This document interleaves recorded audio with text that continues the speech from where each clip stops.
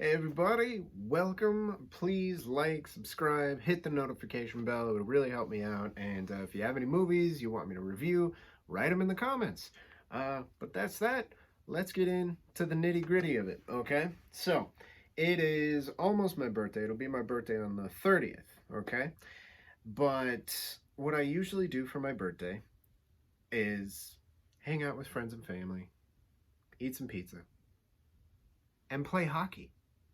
But because of everything going on right now, I can't do that. So today we're going to be talking about Goon.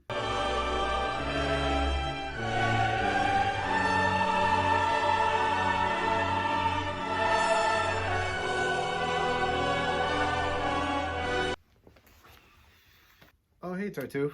I like how you wore the hat for like the vibe of the movie today. What? No, it's just bleeding cold down here.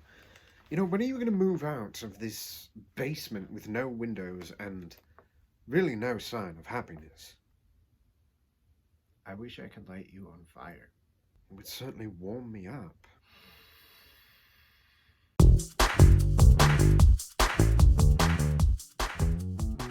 So this is a very niche movie. It's a hockey movie, and I guess that those don't get watched a lot.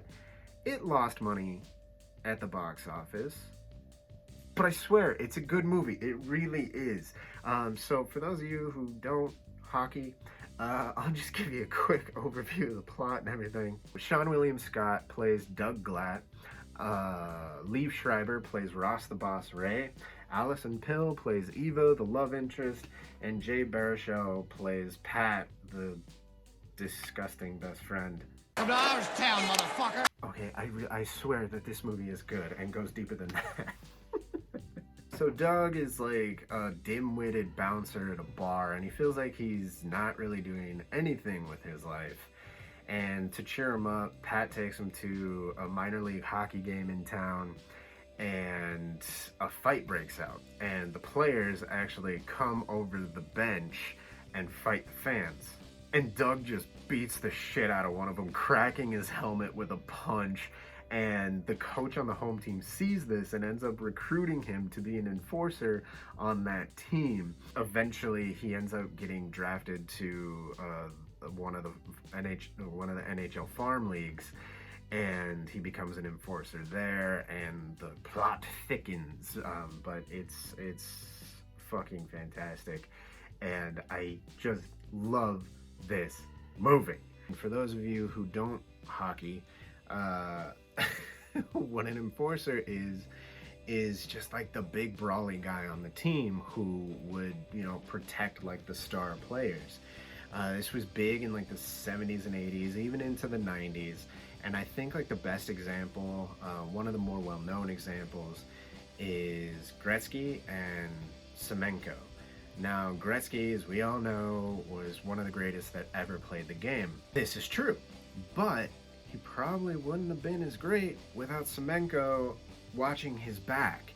Because Gretzky was tiny. Gretzky was like a pinky finger of a man, but he was fast and skilled, had quick hands, and he needed somebody to watch his back so he wouldn't get beat the fuck up in the league. Because the league was a lot rougher back then, and you needed somebody watching your back. So like this was a position of honor, an enforcer. And yeah, okay, I agree with less fighting in the NHL now. Not no fighting. Let's not get carried away, people, okay? Please. But I think enforcers in a certain sense are still needed. Because you do still, of course, have those star players with quick hands. They're fast, so they're not as heavy as some of the other players. You need somebody watching your back. And arguably, you could say that some of the star players, like Crosby, have been injured more in today's game than they would have been back in the day with, somebody brawling to watch their back. If you do know anything about enforcers, they've kind of gotten a bad name because of some bad apples, I'll bring up the Todd Bertuzzi incident because that's my team, the Colorado Avalanche.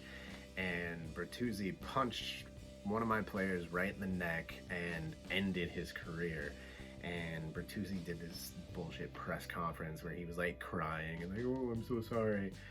But he got fined like $500,000. And that's insane. That's like 2 years' pay for an NHL player. They get paid so much less than other sports. It's so sad. But it speaks to the love of the game, right? You know, when, you know, you see football players getting like 30 million, baseball getting 30 million, people like LeBron James getting the world, and then you're playing for pennies and meal vouchers. Please, sir, I want some more. God. But yeah, so you do have some bad apples like that, but as a position of honor, I think it's still needed. I think you need somebody big to watch other people's back. Not to like beat the shit out of everybody, but like, you know, people need to be kept in check. But I'll get off my soapbox there. I'll get into a couple quick facts about the movie. So Jay Baruchel is actually Canadian, not from Massachusetts. Sean William Scott could not skate before the movie, which actually plays into his character because at first his character can't skate either. And Liev Schreiber, Ross the Boss Ray, he actually tapes his wrists before games, you know, to like strengthen his wrists for fighting. That's an actual real thing that Bob Probert did, and Liev Schreiber did it in the movie to pay homage to him, which is really cool. So another thing is the audience fight that I mentioned, where Doug gets noticed by the coach. That's actually based on a real thing that happened. In 1979, Bruins players went into the stands at Madison Square Garden and started fighting Rangers fans. But they deserved it! No. Larry Wu here played in the minors, so he had like 6 skills.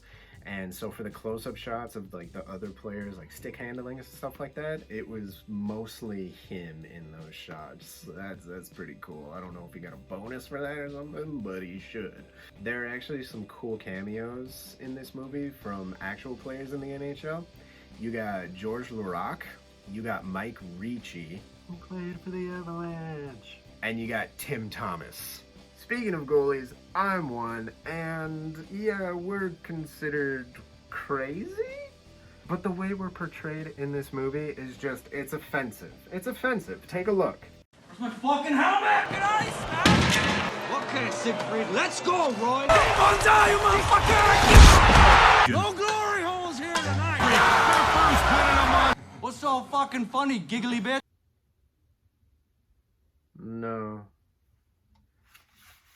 No, that's actually, that's pretty accurate.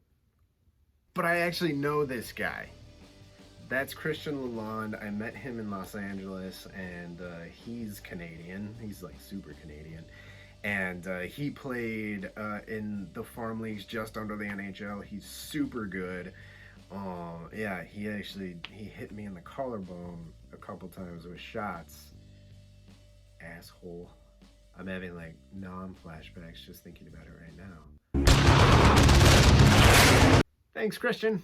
But this movie is super good and honestly barely exaggerated of the life of players, especially in like the farm leagues and the minor leagues. It's a pretty good insight, honestly. And it's hilarious whether you hockey or not, but it helps. It helps if you hockey a little bit. It definitely helps. So I say, go watch it. It's awesome. And start hockeying. After, of course, you like, subscribe, and hit the notification bell. That was a good segue, right, Tartuffe?